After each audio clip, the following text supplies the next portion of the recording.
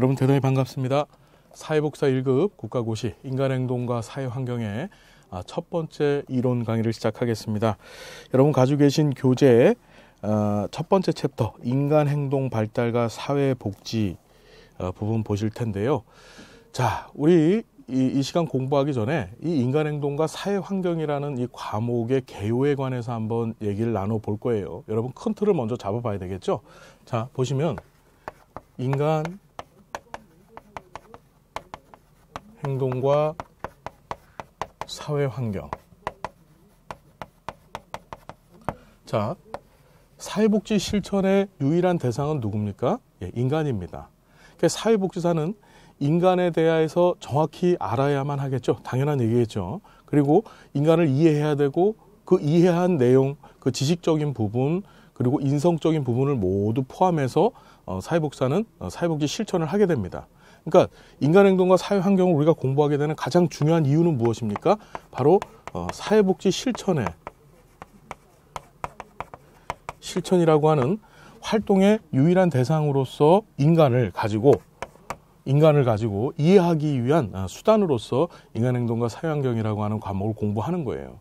여러분, 자, 인간행동이라는 말은 무엇이냐? 자, 사람마다 모든 인간들은 각각의 처해 있는 상황이나 조건에 따라서 반응하는 행동 양식이 모두 다 어떻습니까? 예, 틀립니다. 그렇죠? 모두 다 틀리죠. 예, 어떤 상황에서 어떤 사람은 슬퍼할 수도 있는 반면에 어떤 사람은 그것을 기쁘고 또 즐겁게 이렇게 영유할 수 있는 그런 사람들도 있어요. 그렇죠, 여러분? 조건과 상황마다 인간의 행동은 전부 천차만별이다. 여러분, 그 천차만별의 이유가 도대체 뭘까? 라는 데에 초점을 둡니다. 그것을 우리는 성격이다라고 얘기해요. 사람마다 뭐가 틀리다? 예, 성격이 틀리다라는 얘기 하잖아요. 그죠? 즉, 한 인간이라고 하는 개체를 다른 개체와 구분짓는 가장 중요한 요소로서 우린 성격이라고 하는 요인을 얘기하는데 그 성격이라는 것이 어떻게 형성되어질까? 성격은 도대체 어떻게 만들어질까라고 하는 얘기, 그것을 우리는 성격 이론이라고 얘기합니다. 이거는 개별화된 인간, 다양한 인간의 개체별 그 속성을 증거하는 그것을 설명하는 이야기예요. 그게 성격 이론이죠. 그래서 우리는 인간 행동을 설명하기 위해서, 인간 행동을 이해하기 위해서 이 성격 이론들에 대해서 공부해야 됩니다. 여러분 무슨 말인지 되시죠? 인간 행동과 사회 환경의 첫 번째 큰 덩어리는 성격 이론입니다.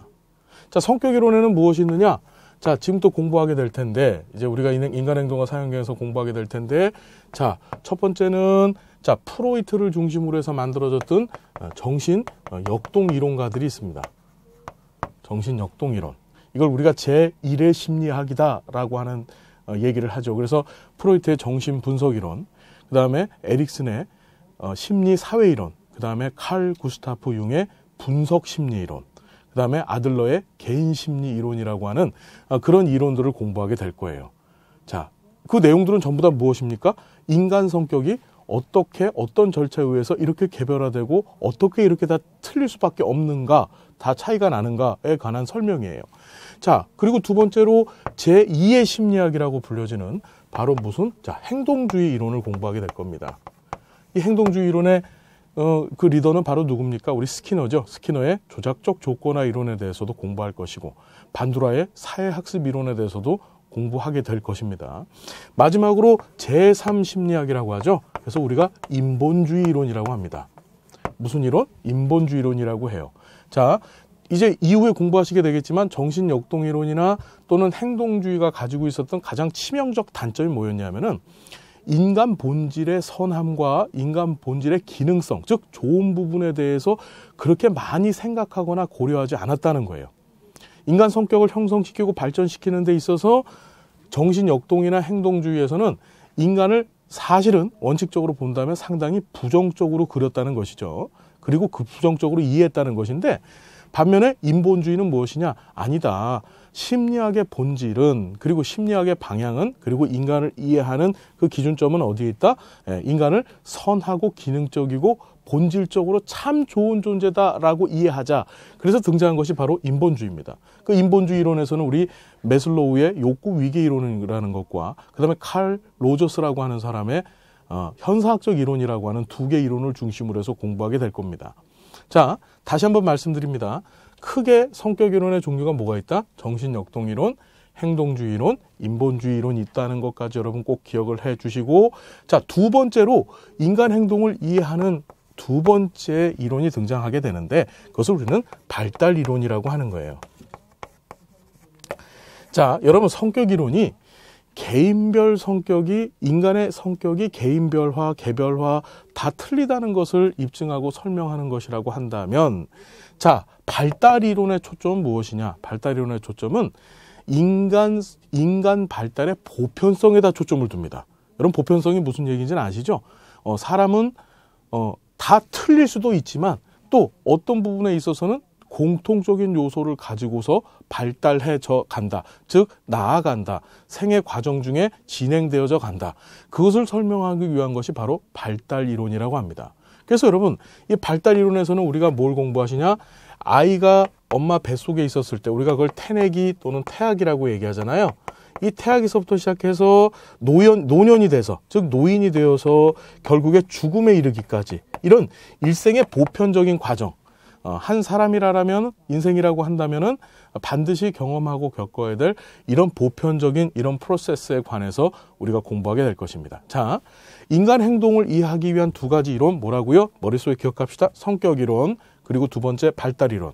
성격 이론에서는 각각의 심리학자들의 이론들을 공부하게 될 건데 그 심리학 이론들은 뭐가 있다? 정신역동 이론, 행동주의 이론, 인본주의 이론이라고 하는 큰 세 가지 틀이 있다는 거 꼭 기억하시고, 자, 발달 이론은 뭐다? 보편적인 인간의 발달 과정, 보편적인 인간의 생의 발달 프로세스에 대해서 공부한다. 그래서 태아기서부터 시작해서 이 노년기 죽음에 이르기까지 요 온 과정에 대해서 우린 공부함으로써 뭐를 이해할 수 있다? 인간 행동에 대한 이해를 마친다. 자, 또 한 가지 보면 사회 환경이라고 하는 용어가 붙었어요. 여러분, 자, 사회 환경이라는 것은 뭐냐? 자, 한 인간의 성격 또는 이런 발달 과정에 영향을 미치는 요소를 일반적으로 두 가지로 봅니다. 이제 앞으로 공부 계속 하시겠지만, 자, 유전이라고 하는 요인과 그리고 자, 환경, 우리 환경이라는 말을 다른 말로 사회라고도 얘기합니다. 유전과 환경, 다시 한번 따라해 봅시다. 유전과 환경.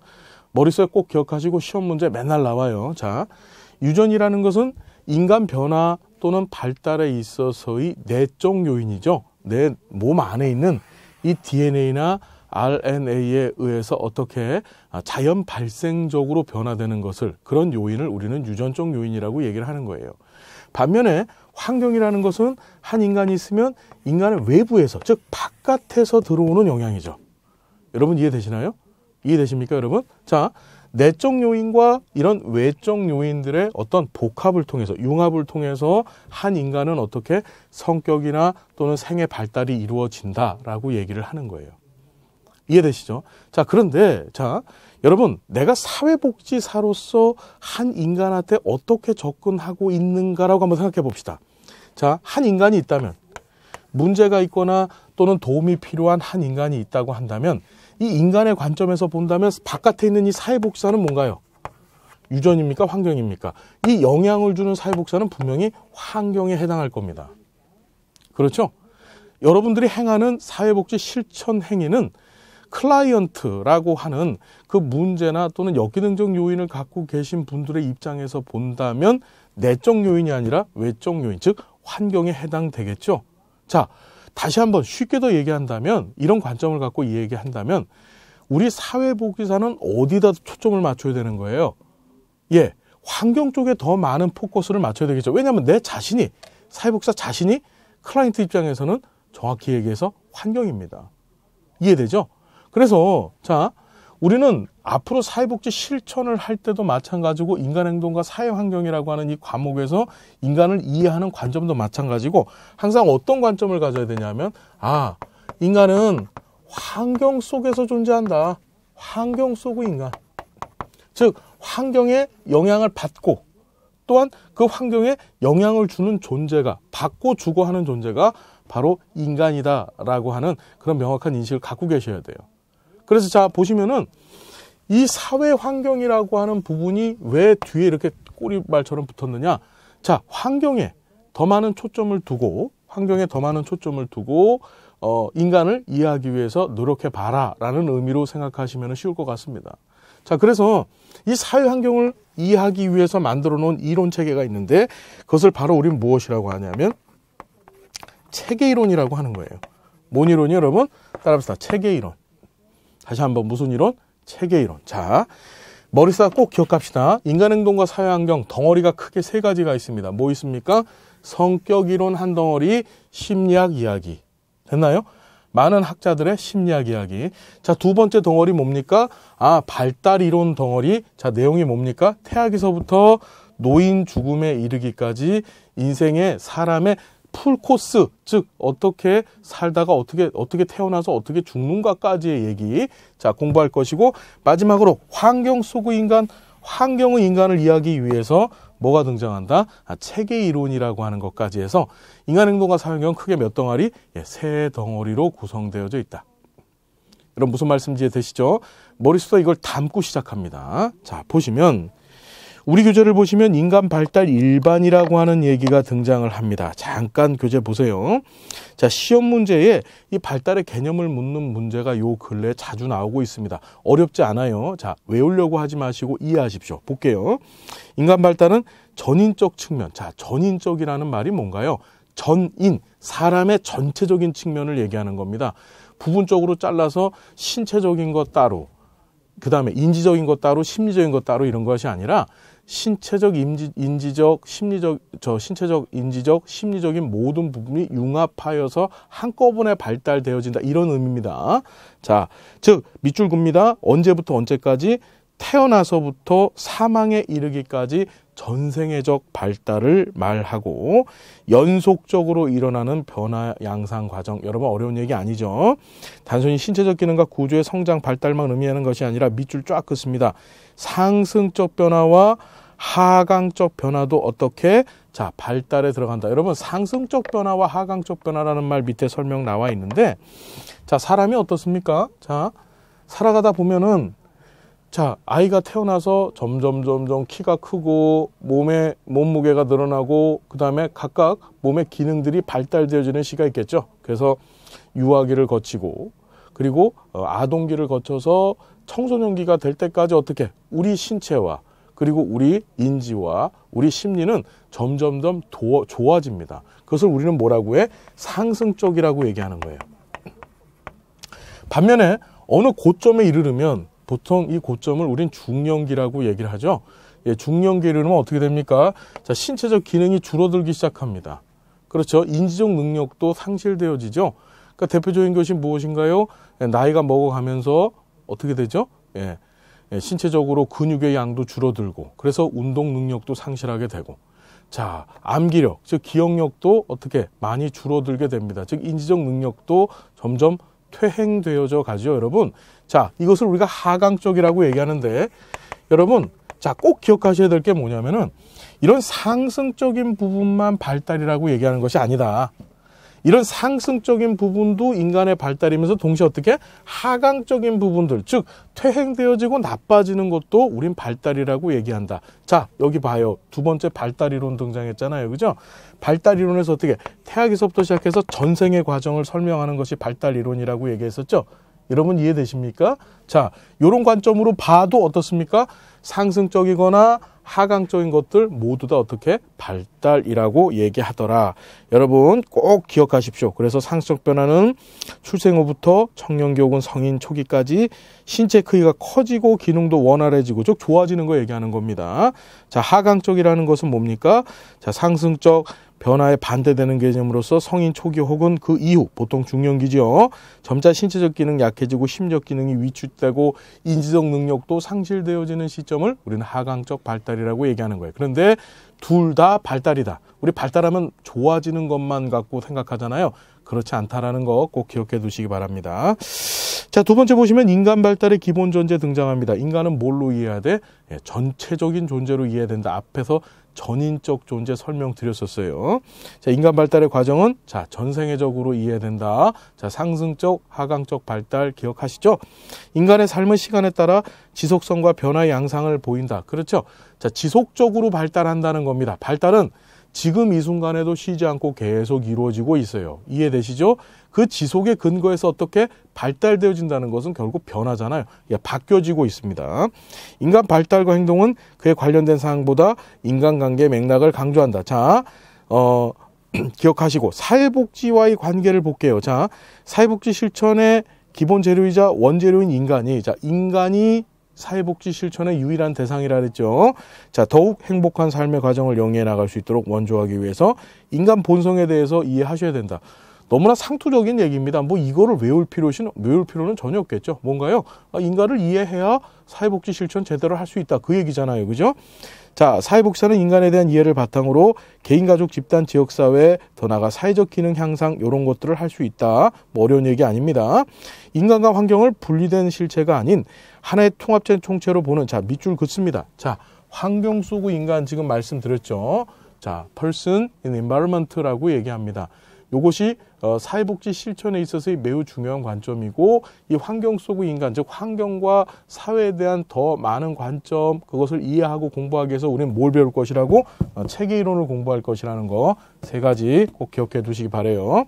자, 그래서 즉 인간과 환경 사이에 일어나는 상호작용 영역에 초점을 두고 양자 간의 상호 교환을 통해서 어떤 일이 진행되고 있는가에 초점을 둔다. 정리됐습니까, 여러분? 자, 인간 발달에 대한 이해를 통해서 밑줄 긋게요. 사정할 수 있다. 여러분, 사정이 뭐예요? 사정이. 비는 게 사정인가요? 자, 여러분들이 이미 2급 학교에서 사회복지 실천론 공부하셨잖아요. 그죠? 그때 우리가 사회복지 실천 과정론이라는 거 공부하셨을 겁니다. 그렇죠, 여러분? 사회복지 실천의 일반적 과정 여러분 어떻게 됐었습니까? 맨 처음에 뭐를 했었죠? 인테이크 했었죠? 클라이언트가 우리 기관에 찾아왔어요. 그러면 자, 뭐 하죠, 여러분? 예, 최초 접수라는 걸 합니다. 자, 접수. 그 접수해서 접수 사정을 하죠. 인테이크 하게 됩니다. 그렇죠. 접수 사정이 끝나면은 뭐 합니까, 여러분? 예, 자료를 수집했죠. 클라이언트에 대한 자료를 다 모읍니다. 아, 저 사람이 뭘 요구하고 있고, 저 사람의 나이는 뭐고, 고향은 뭐고, 뭘 하며 살아왔고, 그렇죠. 가계도도 그려보고, 생태도도 그려보고, 이런 자료 수집을 하게 되겠죠. 자료 수집이 끝난 다음에 무슨 단계에 이릅니까? 바로 이 사정 단계에 이르죠. 여러분, 어세스먼트라고 불려지죠. 자, 사정이 의미하는 것은 무엇입니까? 사정. 자, 클라이언트가 가지고 있는 문제. 그렇죠? 그 다음에 거기에 기반한 욕구가 무엇일까? 즉, 문제와 욕구를 파악하는 사회복지 실천 과정을 사정이라고 얘기하는 거예요. 자, 이 사정이 끝난 다음에 뭐 했습니까, 여러분? 서비스 계획을 수립하고, 아, 이 사람 문제가 뭐니까 이 문제를 어떻게 해결할까 해서 거기에 대한 계획을 수립하고, 계획 끝났으면 뭐 했어요, 여러분? 계약했었죠? 아, 우리가 이런 서비스를 당신에게 제공할 테니까 당신도 거기에서 동의해 주시고 당신의 역할도 이만큼입니다 라는 것을 클라이언트에게 어떻게 고지하고 알려줘야 돼요. 그 계약입니다. 그 계약이 끝났어요. 그 다음부터 뭡니까? 이제 개입이라고 하죠. 서비스를 제공하게 되겠죠. 그리고 나서 뭐 합니까? 예, 평가도 하고 다 끝나게 되면 이제 종결하는 거죠. 마치는 거예요. 보통 종결한 다음에 평가하죠. 그 다음에 나중에는 이제 사후 관리까지 이루어지겠죠. 사후 관리, 애프터 서비스 해주시는 거예요. 그렇죠? 내가 서비스 끝냈으니까 아예 너하고 끝! 이게 아니고, 자, 뭐 하는 겁니까?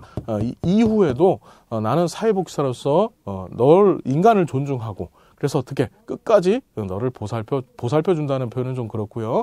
끝까지 당신과 함께 가겠습니다. 그게 사후 관리예요. 자, 여러분 기억하셔야 될 게 뭐냐면, 요런 일련의 사회복지 실천과, 요거 기억하셔야 돼. 나중에 실천론 시간에 공부하실 거야. 어려운 얘기 아닙니다.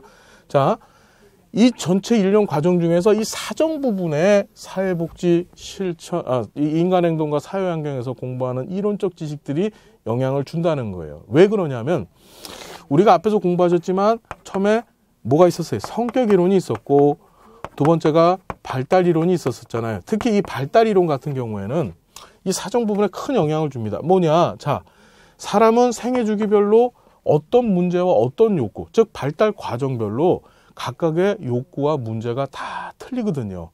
이해되시나요? 무슨 얘기인지? 그 문제와 욕구를 파악하는 기본적 틀, 그것이 바로 뭡니까? 인간 발달 과정에 대한 이해예요. 아, 청소년기가 되면 얘가 이상한 생각을 갖고서 조금 뭔가요? 그 자아를 만들기 위해서 어떻게 뭐 탈선이라고 하죠. 좀 이탈도 할 수 있고 질풍노도의 그런 경험도 할 수 있겠구나라고 하는 것을 사회복사는 인행사를 공부함으로써, 이 과목을 공부함으로써 미리 추측하고 예상할 수 있어요. 아, 그렇다면 그것이 그의 문제가 될 것이고 그의 욕구가 될 것이다라는 것도 사회복사는 추측할 수 있겠죠. 무슨 말인지 되시죠? 그래서 뭐냐면 이 발달 이론에 관한 공부와 연구는 이 사정 분야에 크게 어떻게 영향을 주고, 다시 얘기한다면 사회복사는 사정을 잘하기 위해서, 즉 문제 욕구를 잘 파악하기 위해서 인간행동과 사회환경이라고 하는 과목을 잘 공부해야 되고, 그중에서도 이 발달 이론에 관한 공부를 잘 해야 된다, 그 얘기예요. 이해되시죠? 자, 그래서 전문적인 사정과 그 사정을 기반으로 해서 어떻게 개입할 수 있다는 것까지 기억해 두시고, 자, 인간 발달의 분야 및 원리 좀 보겠습니다. 여기 보시면은 인간 발달의 분야 보시면은 뭐 전생애 동안 쭉 나와 있는데 뭐 별 얘기가 아닌데, 중요한 것은 인간 발달의 원리예요. 여기다가 별표를, 자, 1000만 개를 그어 놓으시기 바랍니다. 1000만 개 그릴 때까지 저는 수업을 안 하겠습니다. 자, 역시 저 가리봉동 사시는 우리 김 선생님, 가리봉동 사시는 김 선생님 말 안 듣고 계세요. 자, 이 인간 발달의 원리는 이제까지 시험에 거의 한 번도 안 빠지고 나왔습니다. 다시 얘기한다면 인간 행동과 사회환경 시험에 반드시 나올 부분이 바로 이 원리 부분이에요. 이해되시나요? 자, 인간 발달에는 기본적 원리, 다시 한번 얘기하면 공통적인 성격, 공통적인 현상이 반드시 존재한다. 그것이 바로 원리입니다. 자, 보면 인간 발달의 원리, 자, 일정한 순서와 방향성이 있다. 시험 문제 꼭 나옵니다. 자, 그런데 특히 발달은 개인의 속도의 상태가 일정하지 않으나, 자, 밑줄 긋습니다. 순서는 일정하다. 즉 밑줄 쭉 긋습니다. 위에서 아래로, 중심에서 말초로, 전체 운동에서 세분화된 특수 운동으로, 요게 맨날 시험 문제 나와요. 요게, 자, 다시 한번 시험 문제 나올 때는 위에서 아래로라고 하는 표현도 나오지만, 잘 나오는 용어가 뭐냐면 상부에서 어떻게 하부로, 다시 어떻게 상부에서 하부로. 자, 갓난아이가 태어나면 어떻습니까? 머리통이 이만하게 크게 태어납니다. 제 머리통 크다고 얘기하지 마세요. 자, 상부, 자, 큰 머리통을 갖고 태어났다가 점점점 자라나면서 어떻게 됩니까? 머리보다 어떻게 몸의 크기가 점점점 커져서 전체적으로 보았었을 때 이 머리가 차지하는 전체 용적이 몸에서 상당히 줄어들게 되겠죠. 이해되십니까, 여러분? 자, 상부에서 어떻게 하부로 발달한다. 꼭 기억해 주시기 바랍니다. 자, 두 번째, 자, 전체 운동에서 어떻게, 전체 운동에서 특수 운동이다라고 얘기를 해요. 다시 한번, 전체 운동에서 뭐라고? 특수 운동. 자, 전체 운동이란 건 뭐냐면 아이가 태어나면은 뭐 합니까? 몸을 가지고서 떼굴떼굴 굴러다니는 일을 합니다. 그렇죠. 몸 전체를 가지고서 운동하죠. 그러다가 어떻게 특수 운동 또는 세부 운동이라고 얘기하는데, 이것은 무엇이냐? 이제 기능이 발달되어지면서 손가락을 움직이고, 그렇죠? 팔을 움직이고, 그 다음에 손가락을 움직이고, 손가락의 감각 기능을 가지고서 어떻게 무엇인가를 만지고 느끼고 체험합니다. 이해되시나요? 처음에는 온몸 전체가 떼굴떼굴 굴러다니다가 이제 손가락을 움직이고, 다리를 움직이고, 발가락을 움직이는 그런 상태, 세부적 운동 또는 특수 운동으로 변화가 되어지고 발달되어져 가는 거예요. 기억하세요. 시험제 나올 때는 어떻게 되냐? 요걸 뒤집어 놓습니다. 특수 운동에서 전체 운동으로. 이게 맞아요, 틀려? 이렇게 묻습니다. 예, 다시 전체 운동에서 특수 운동으로 기억하십시오. 자, 그 다음에 중심에서 말초로 발달한다. 뭐라고요, 여러분? 중심에서 말초. 자, 사람이 태어날 때 가지고 나온 기관이 뭡니까? 장기예요, 장기. 호흡기관과 폐와 심장을 가지고서, 즉 호흡기관과 그 다음에 소화기관, 그러니까 기타 내장기관을 갖고서 태어나죠.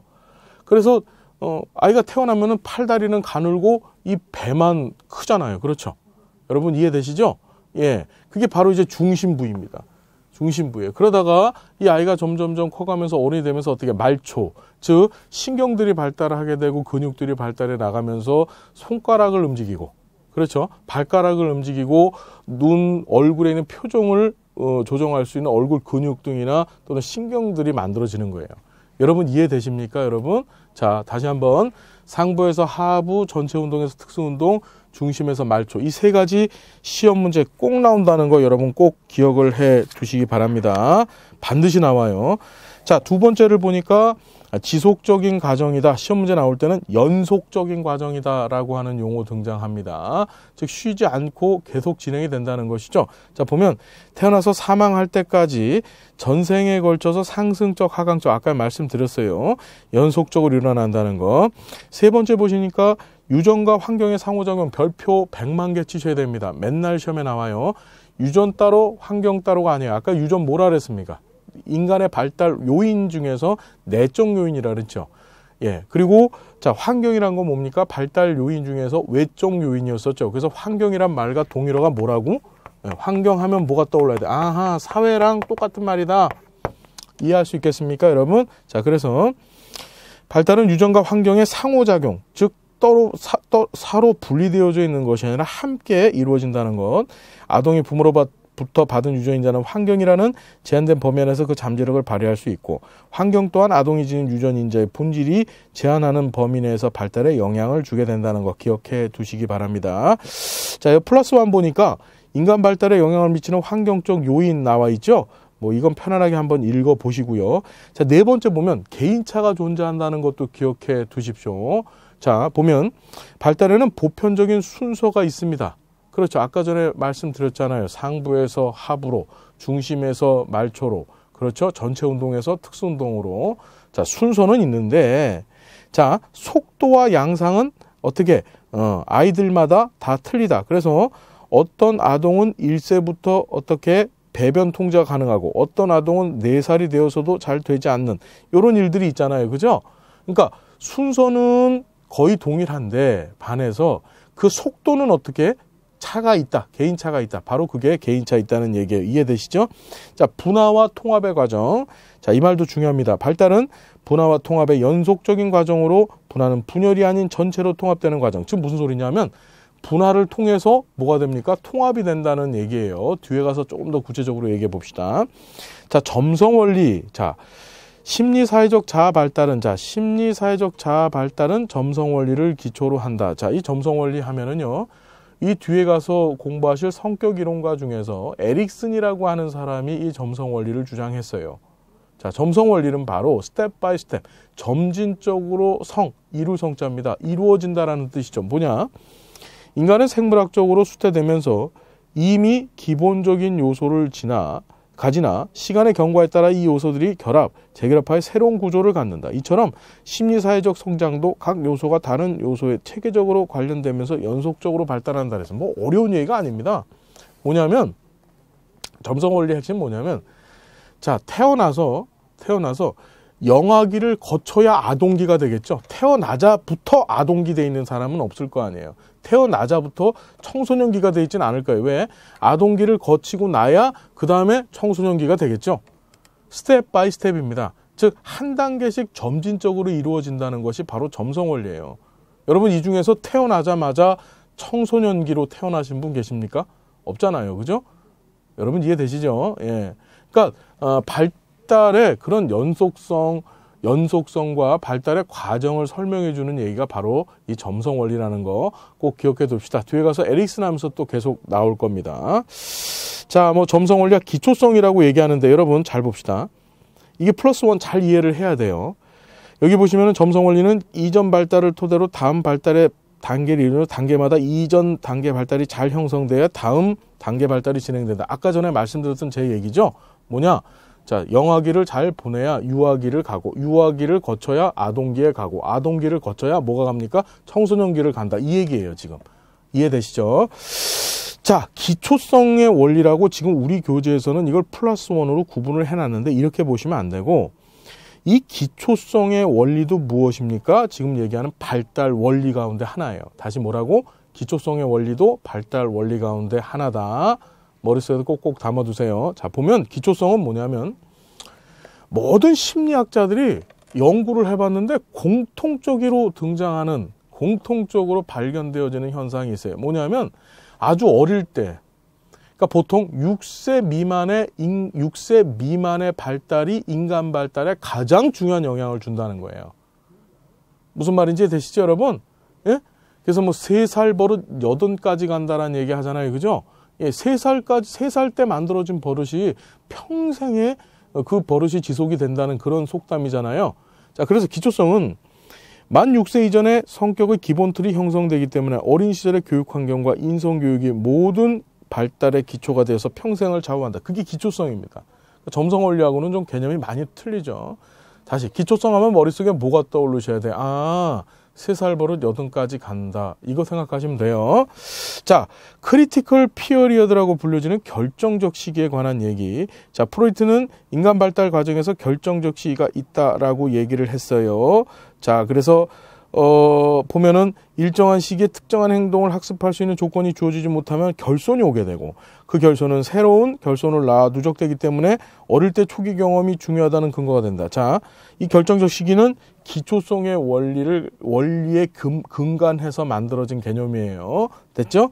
자, 발달의 관련성은 뭐 별로 중요한 거 아닙니다. 읽어보시고, 아동 발달의 원리, 적기성, 기초성, 불가역성, 누적성 나와 있는데 이건 여러분 꼭 좀 기억해 두셔야 됩니다. 적기성은 어떤 발달 과업을 성취하는 데는 가장 적절한 시기가 있다. 지금 말씀드렸죠. 기초성 6살 미만에 6살 안 됐었을 때 발달이 평생을 좌우한다. 자, 불가역성이라는 것은 거꾸로 못 돌아간다는 얘기죠. 보면은 어떤 특정한 시기에 발달이 잘못되면 후기에 충분한 보상이나 보충이 되더라도 수정 보완되지 않는다. 지금 잘못되면 거꾸로 돌아가지를 못한다. 이 얘기고요. 누적성이라는 것은 유아의 성장 발달에 어떤 결손이 생기면 결손은 다음 시기 발달에 좋지 않은 영향을 주게 되며 계속적으로 누적돼서 다음 단계에서 더욱 잘못된다는 것. 이해되십니까, 여러분? 그게 누적성이라는 것까지 기억해 주시기 바랍니다. 우리 오늘 여기까지 공부하고요.